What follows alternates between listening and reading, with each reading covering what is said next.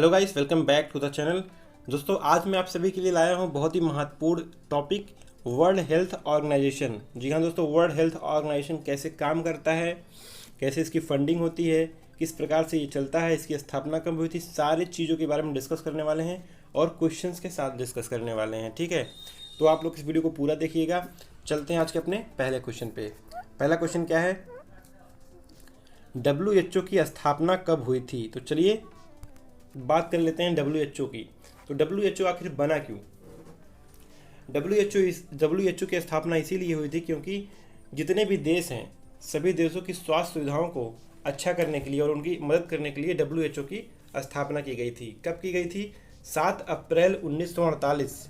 7 अप्रैल 1948 को WHO की स्थापना की गई थी। ठीक है, और इसका हेडक्वार्टर कहाँ पे है? ये भी कई बार एग्जाम में पूछता है। इसका हेडक्वार्टर कहाँ है? स्विट्जरलैंड के जनेवा में है। ठीक है, अब बहुत लोग सोचेंगे कि स्विट्जरलैंड की राजधानी जनेवा है, लेकिन नहीं, स्विट्जरलैंड की राजधानी कहाँ है? बर्न है, लेकिन जनेवा में इसका मुख्यालय है। और 7 अप्रैल को ही हम वर्ल्ड हेल्थ ऑर्गेनाइजेशन डे के रूप में भी मनाते हैं। ये भी कई बार पूछा गया है। ठीक है, अभी हाल में ही आप सभी को पता होगा, जब से कोरोना वायरस का कहर चालू हुआ है तब से अमेरिका ने WHO की फंडिंग को बंद कर दिया है, क्योंकि US ये बोलता है कि WHO सही से अपनी बात संसार के सामने नहीं रख रहा है। वो चीन का पक्ष ज़्यादा ले रहा है, और कहीं ना कहीं इस बात में सच्चाई भी है, क्योंकि जब कोरोना वायरस आया हुआ था तब WHO ने ये बोला था कि जो कोरोना वायरस है ये कम्युनिटी स्प्रेड नहीं होता है, मतलब इंसानों से इंसानों में नहीं फैलता है। लेकिन उसके बाद क्या हुआ ये हम सभी को पता है। तो US इसको काफ़ी ज़्यादा WHO को क्रिटिसाइज कर रहा है, और जो फंडिंग है US की तरफ से वो इसको बंद कर दी है। ठीक है, अब दोस्तों देखिए, फंडिंग बंद कर दी है, इसका इम्पैक्ट बहुत बड़ा इसलिए होने वाला है क्योंकि US जो फंडिंग देता है बहुत ज़्यादा, उसकी क्वांटिटी बहुत ज़्यादा है। लगभग 30% पैसा जो है US WHO को देता है। तो अगर ये फंडिंग रोक दिया तो इसका इम्पैक्ट जो है वो बहुत ज़्यादा इसका इम्पैक्ट पड़ने वाला है WHO पर। ठीक है, चलते हैं अपने अगले क्वेश्चन पे। अगला क्वेश्चन क्या है, विश्व स्वास्थ्य संगठन का एक मान्यता प्राप्त सदस्य है, तो ये बताना है आप सभी को। इसका सही आंसर हो जाएगा UN सिक्योरिटी काउंसिलिंग। तो UN सिक्योरिटी काउंसिलिंग जो है विश्व स्वास्थ्य संगठन का एक मान्यता प्राप्त सदस्य है। अब बात करते हैं कि WHO में कितने मेंबर शामिल हैं, कितने देश शामिल हैं। तो WHO में आपके लो है 194 देश, 194 कंट्री जो है WHO में शामिल है। ठीक है, चलते हैं अपने नेक्स्ट क्वेश्चन पे। अगला क्वेश्चन क्या है,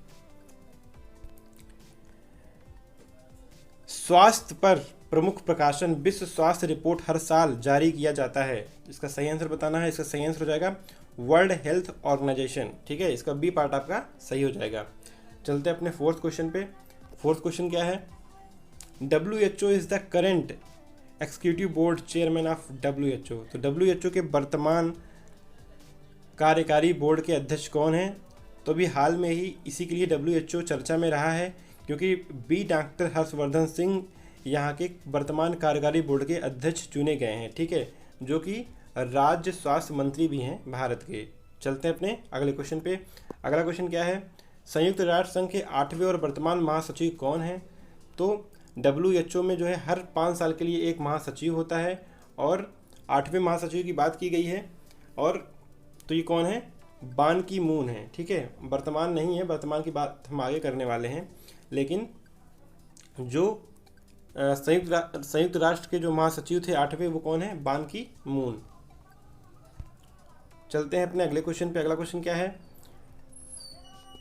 7 अप्रैल 1948 को लागू हुआ, जिसे अब हम हर साल मनाते हैं। तो अभी मैंने हाल में ही आपको बताया कि WHO की जो स्थापना हुई थी वो कब हुई थी? 7 अप्रैल 1948 को हुई थी, और उस दिन हम वर्ल्ड हेल्थ डे के रूप में मनाते हैं। ठीक है, और जब से इसकी स्थापना हुई थी तब से ही भारत जो है इसका मेंबर रहा है। ये बात भी आपको जान लेना चाहिए। चलते हैं अपने 7th क्वेश्चन पे।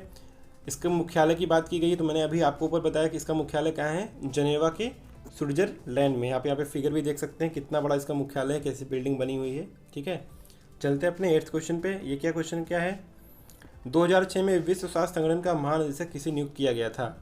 तो इसके जो महानिदेशक थे वो कौन थे?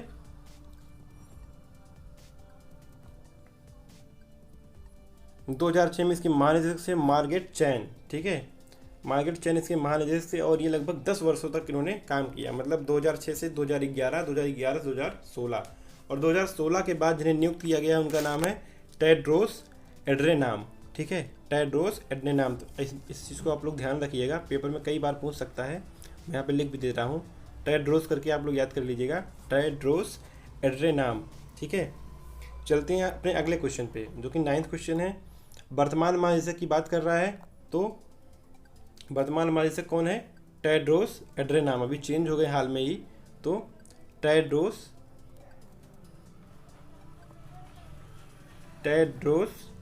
एड्रेनाम, ठीक है, एड्रेनाम, ये इसके महानिदेशक हैं, ठीक है।